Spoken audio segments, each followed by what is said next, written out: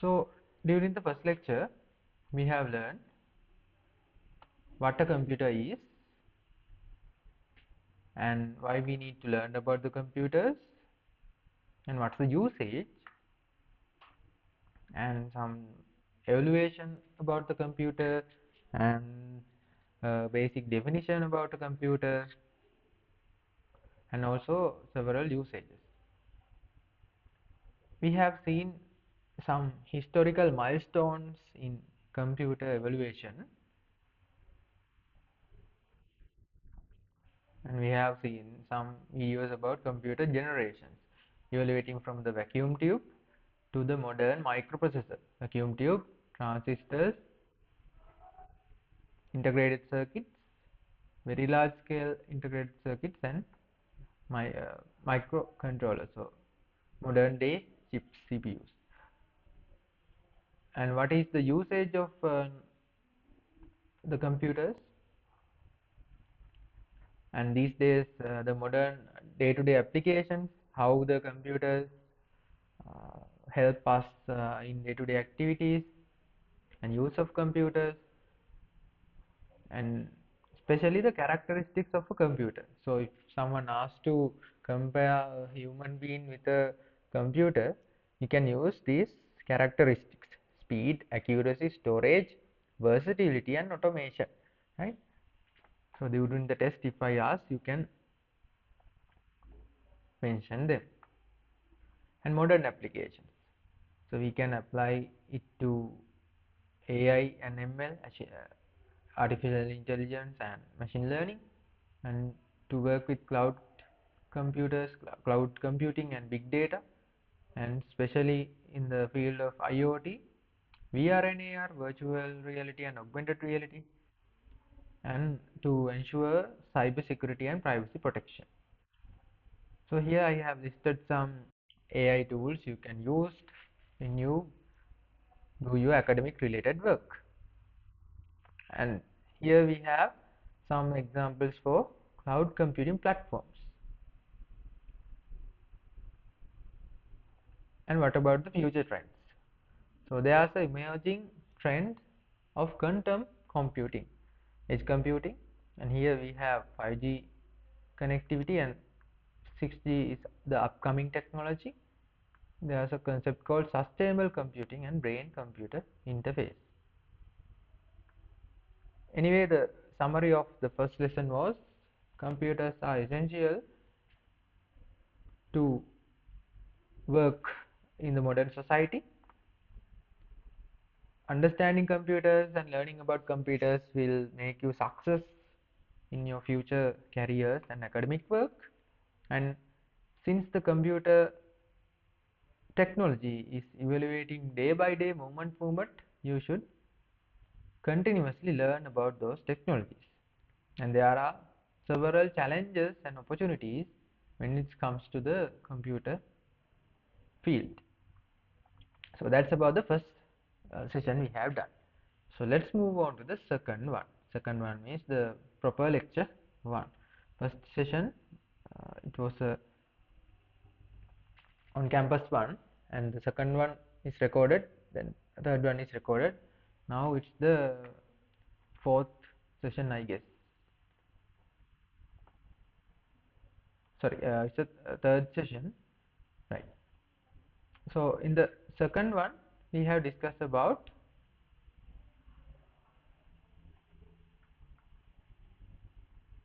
what is a computer is. A computer is an electronic device that can follow instructions to accept input, process, and output, right? It can accept inputs, process, and give a meaningful output. And here I think I have mentioned, so there are two main concepts you should remember. There's a term called data, and there's another term called information. Data and information, so these are two different terms. So if you take data, what is data?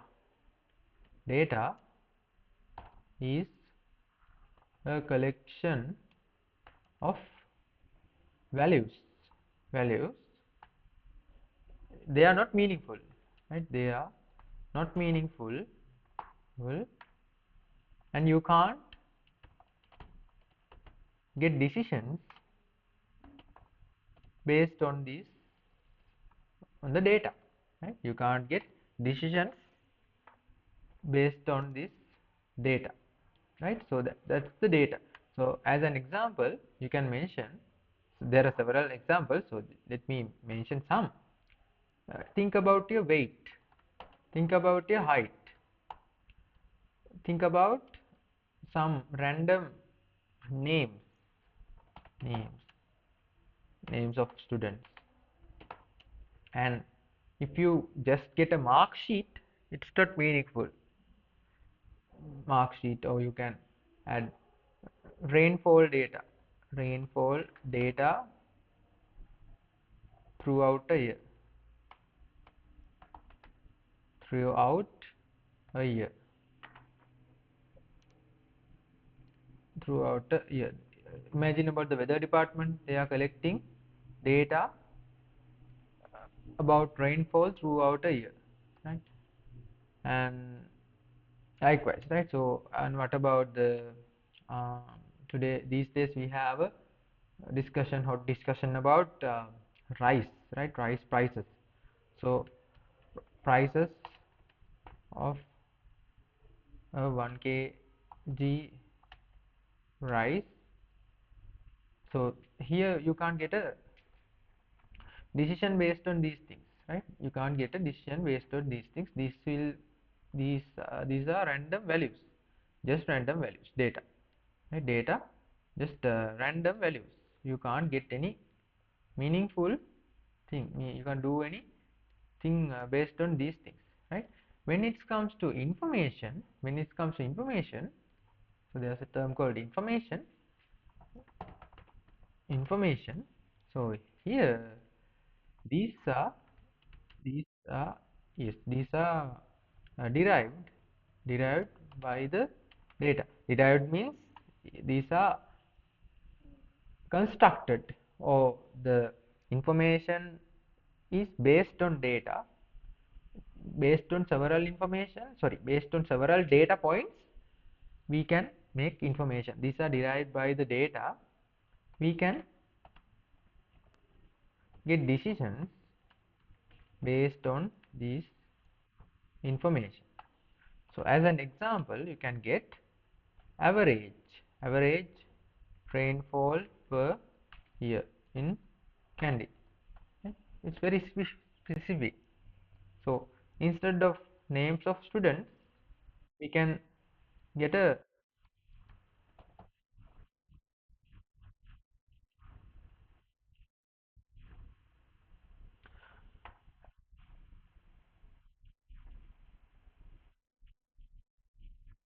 no, no, no. They are not information, because data, you can collect data, but you can't collect information. So here you should calculate based on data. You should calculate the average and some other things. So here if I add most most um, frequent marks per IT, right? So if I add the median mark for mathematics, likewise if I add several things, so these are meaningful. So as an example, I will draw and show you for some data. Imagine, so this is IT 160. So here I have 4 students.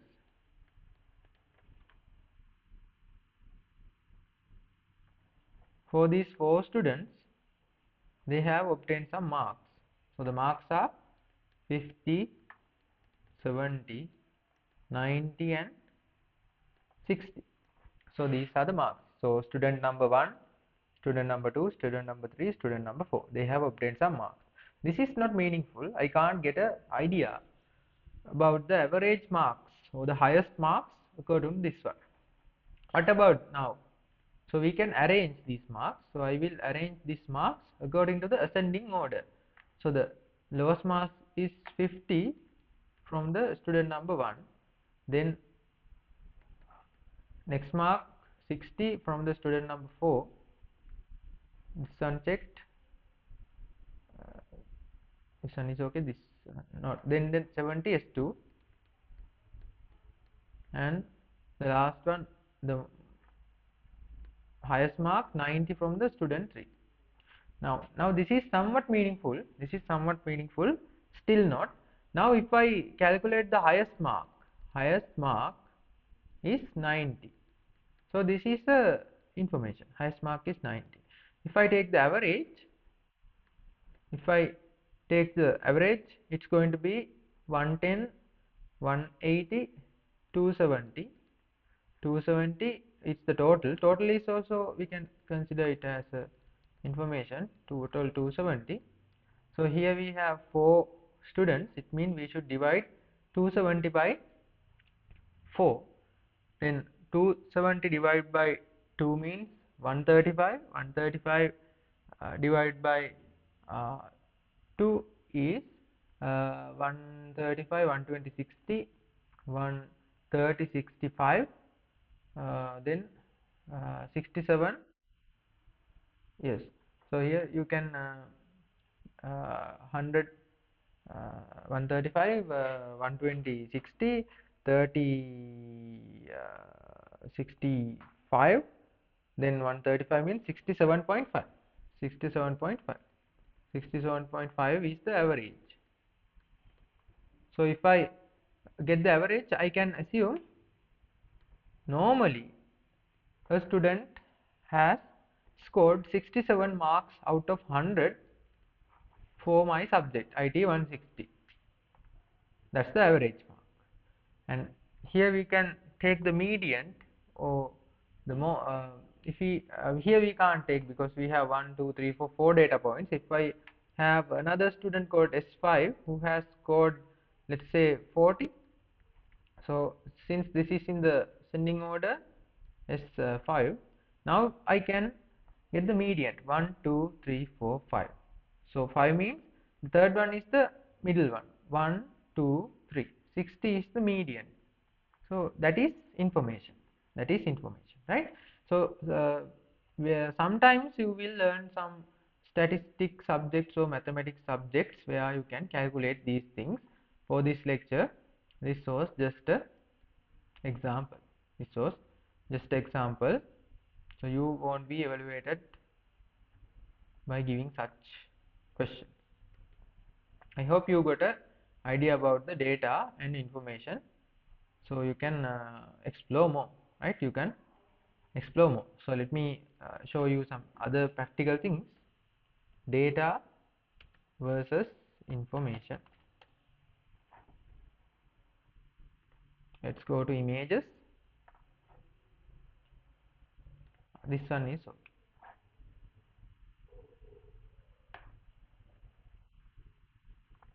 Here this is a clear example. Data. Data is raw, unorganized facts that need to be processed.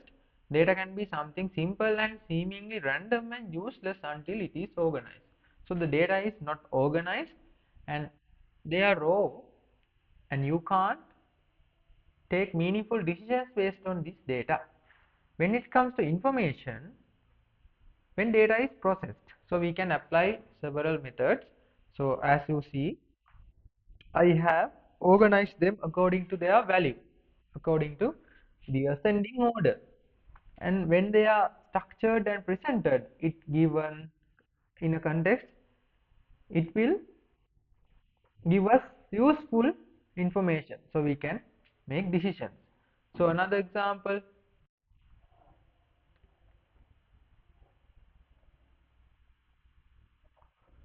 collection of facts or statistics, information, the result of analyzing and interpreting data.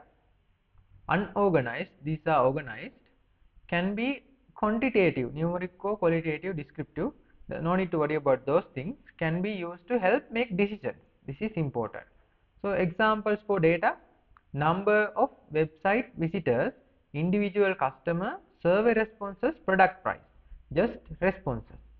Information: website traffic, changes, customer sentiment based on survey results, product price comparison. Comparison: you can collect some data about a product in the market, but if you compare, you can get information. It is the information, right? I think you got a small idea about that, right? Then we'll move on.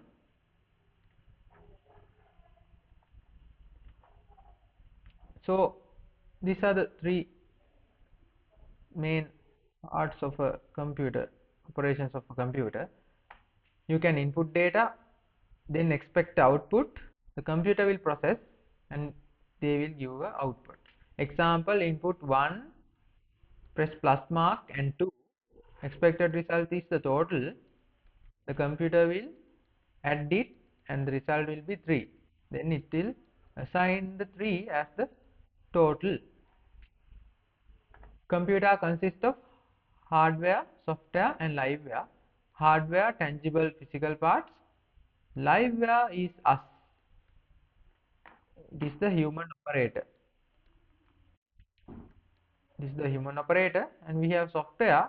Software is going to control hardware, and it is going to control hardware, and also it will pass the information and instruction given by the liveware operators to the hardware. So the hardware and liveware will be bridged or connected using the software. So this is the block diagram of a computer. If you wish, you can remember it. So the data will be input, then we are expecting output as information. So here we have the storage unit and we have the CPU. So these two components are inside the CPU, and one thing is CU and other one is ALU. So imagine about the previous example. If you add two numbers there, 1 plus 5, the operator is plus. We'll get multiplication. 1 and 5, operator is multiplication. So I should multiply 1 by 5. So when the user input, this will be go here to the storage unit, and these three things will be stored in primary storage. Primary storage means the RAM or the main memory. We call it as main memory also. In the RAM, these two numbers 1 and 5 and multiplication will be stored until we process it. Then this data will be go to the CPU. Here you have data flow. This one data flow. Data here, go here, come here, and go to CPU. Then here CPU, the control unit doesn't handle these mathematical operations, will go here, arithmetic logic unit. Inside the arithmetic logic unit, it will try to evaluate 1 multiplied by 5, then the answer will be 5. Then there's a connection to again RAM, coming back to RAM, then output through the monitor as 5. So that's how these things work. That's how these things work. So we haven't discussed about the secondary and control unit. So imagine you have to save this one.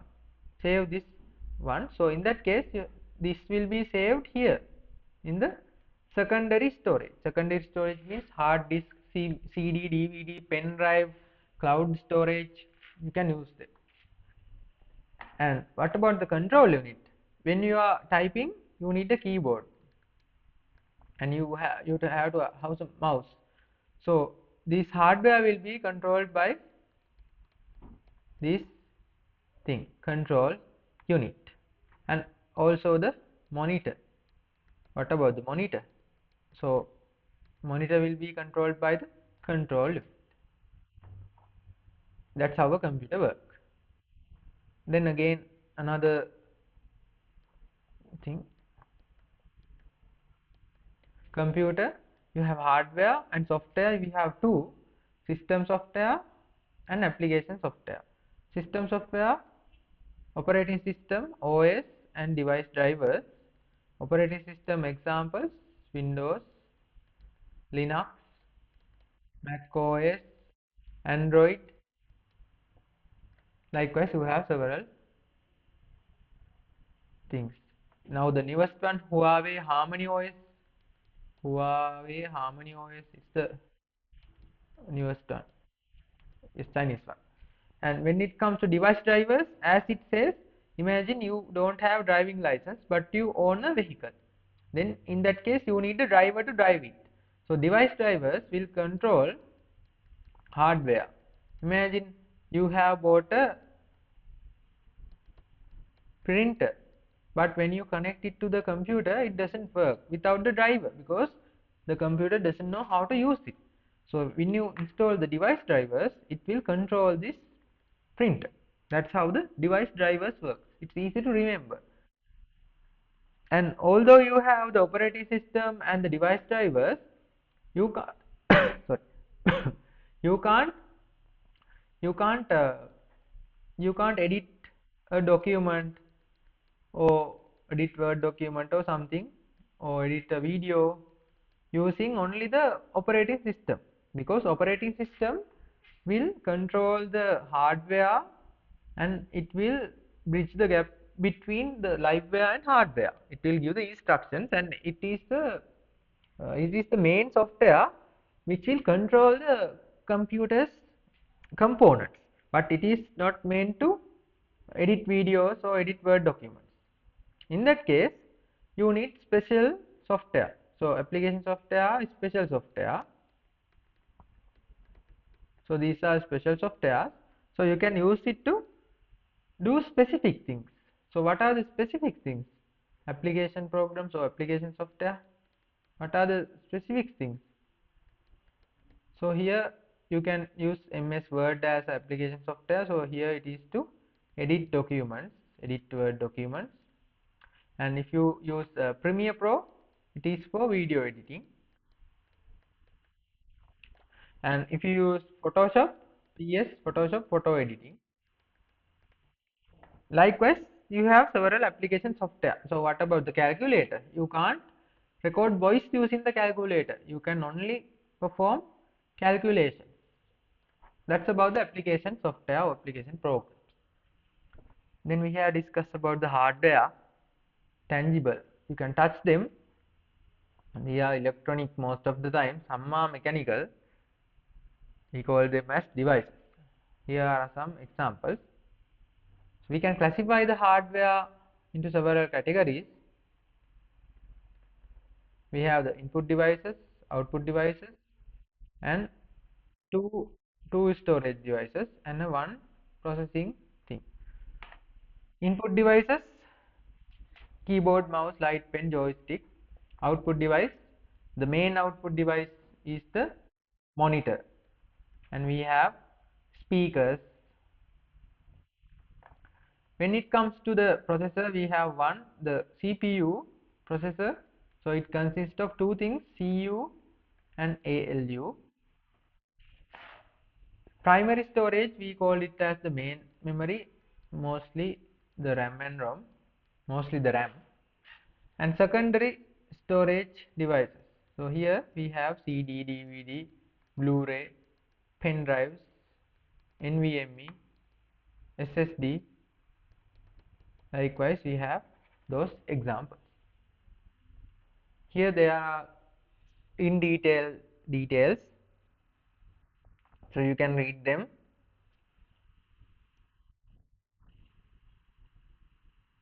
Keyboard, pointing devices. Touchscreen is both input and output device.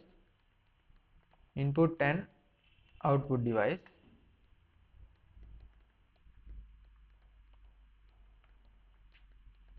Touchscreen, input and output device. Camera, scanners, barcode reader, other things. Types of outputs: there may be soft copies, e-versions. If you take a PDF, it's a e-version. A soft copy, hard copy, printed one. Printed PDF, hard copy. Then you have sounds, and sometimes nowadays we have sensors to output. In your mobile phone, when a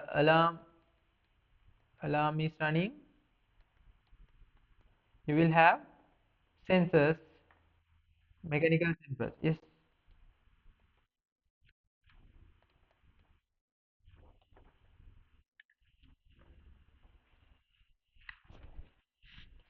yes, you can save soft copies in a pen drive. You can save copies in a pen drive, but pen drive is not a soft copy. You can save something in the pen drive. It is a soft copy. Video, presentation, Word document, soft copy. If you print it, it's going to be a hard copy. PDF book is a soft copy. Printed PDF book is a hard copy. Main memory, you have two things: RAM and ROM. Read random access memory, and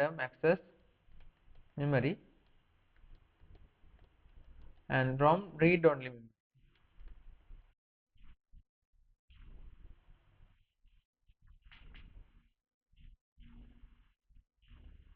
So these days I have seen there. I these days we have DRAMs, DDR. Nowadays the latest technology is DDR4, and we have 16 GB RAM, and I think there are 64 GB RAMs also available in the market. 64 GB RAM sticks, and RAM and ROM, two different things. Here when I write, these things are stored in my RAM, so you can check it as I shown in last session. Performance, now the memory, 69% of the memory is being used. I have 12 GB RAM, one slot 4, other one 8. And read only memory, this is saved by the computer motherboard manufacturer or by the factory. You can't edit it, but sometimes some updates will upgrade this one. So the RAM is the main internal memory of the computer, and it helps CPU to store program result. It is read write memory, and it's volatile. Volatile means when power off, the things will be vanished. From is non-volatile. When the power goes off, powers off, it doesn't matter, it doesn't care. It's a permanent storage. From programmed at manufacturing time, cannot be changed by the users. RAM versus ROM, you have the comparison. And the CPU, it's the main brain, two components. So the speed of the CPU is measured by hertz. We call the CPU speed as the clock speed. Here control unit, arithmetic logic unit, and we have some registers. Registers are, yes, the control unit will control the signals to the components of the computer, hardware, control hardware. Arithmetic logic unit will perform arithmetic operations: plus, minus, multiplication, exponent, division, percentage, likewise. And operators, and or not, there are several operators. Sometimes we will learn these things, we'll see. And what about the registers? Registers are like messengers. Imagine you need to carry something from the first floor to the third floor. You have in your house, or maybe in your school, you have 3 floors: floor 1, floor 2, and floor 3. You don't have access for an elevator or a crane, so you should manually navigate using the steps, staircase. You have a staircase here, but you have 3 friends, three good friends. Three good friends are with you. In that case, they will help you to do this. So here you can have a box here, and in this box you have several items. Imagine you are going to order some gifts for the upcoming New Year festival. So you have ordered a box of glass. So you have one, two, three, four, 6 pieces of glass boxes, 6 glass boxes. So these are drinking glasses, right? 6 glasses. Here it's very heavy. Now it's one weight 6 kilograms. So altogether we have 36 kilograms, but you can't lift it. Then here you have Amal, and here you have Kamal, and you are Pereira. Your name is Pereira, right? So you will divide it. You will divide it first, right? Uh, 3. Okay, we have another flow, right? Flow 4. Otherwise, you can't use 3 friends, right? So now it's fine. In the floor 4 you have Silva. Silva is on the 4th floor. 1, 2, 3, 4. First stair, second stair, and third stair. What you will do is you will divide this into 3 parts. So each and every of them can carry 12 kilograms, right? 12 kilograms is okay. 12 kilograms, carrying 12 kilograms is okay for them. In that case, they will help you. Carrying 12 kilograms is okay. Then what we will do, you will number this 1, 2, 3, 4, 5, 6. You have 6 parts. You will go here and hand over one piece to Amal. So Amal will take here and go and keep it here. Now the first 6 kilogram is over there. Then Kamal will come here and take it over here. Now the second piece is there. Finally, Silva will come to the 3rd floor and carry it up to the 4th floor. Now first box is there. While they are carrying, you and Amal will carry the other boxes. So you will carry the other one. Now here you have 2, but here 1, here 1. So when this one arrives, then when Kamal transfers this to here, he will come here and again carry this one here. Then again Silla will carry it from here. You are not going to directly transport all the things from here to here. One member will not take and go one package all the way from the 0th floor, the ground floor, to the 4th floor.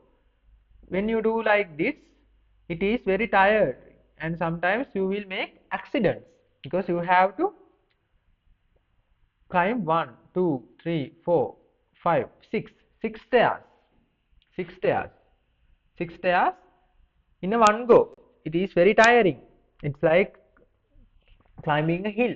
But when you do step by step, one will carry to the first floor, and the package in the first floor will be carried by someone else to the second floor, and the package in the second floor will be carried to the third floor by another one. Altogether 1, 2, 3, 4 floors, right?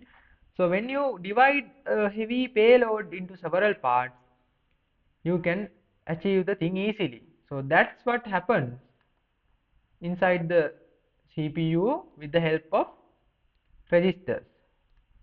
Registers, they will store small amounts of data with high speed memory contained within the CPU.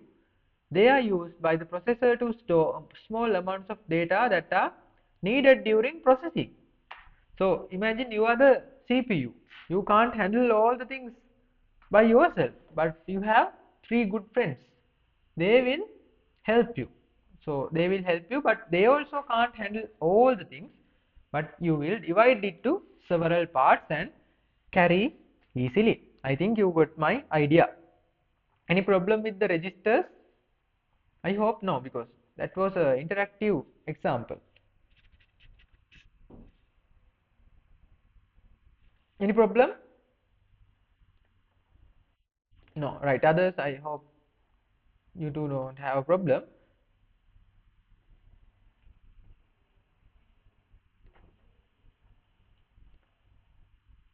So then secondary storage we have discussed about them. So they are here we have to use them to store our data that has been processed. So you can use it to store data, right? So here we have the hard disk. Floppy disk is out of date. Optical laser disk, so CD it's there. CD-ROM it's there now, and cassettes are also in use with old things, and in some countries they use cassette piece to work with the railway management system, railway train management system. Recently Korean government uh, in they have announced they have stopped using cassette piece to run their railway system, right? So if you search the internet, you can get those ideas. I recently heard, right? So because they were very reliable, that's why they have used them. Secondary storage, another examples: flash drives or USB, floppy disk, magnetic tape, zip drive, hard disk, CD-ROM, and the external hard disk or portable hard disk, portable hard disk. Yes, you have several storage capacities. So we will learn about the measuring units later. Then the software. So we have learned them: application software, system software, examples, and here we have practical examples in comparison. In the liveware people, here we have a summary. Here we have a summary. No, you don't have any practicals during IT 160, but if we have some time, we'll try to do some practicals as an extra knowledge. Otherwise, we will meet in the IT 160 lecture. So there you will learn about Word, Excel and PowerPoint. There's a lecture called IT 162. So there you can learn about practical software. So then I think you don't have any problem with this thing. So now it's time for the unit test, right? So let me stop the video recording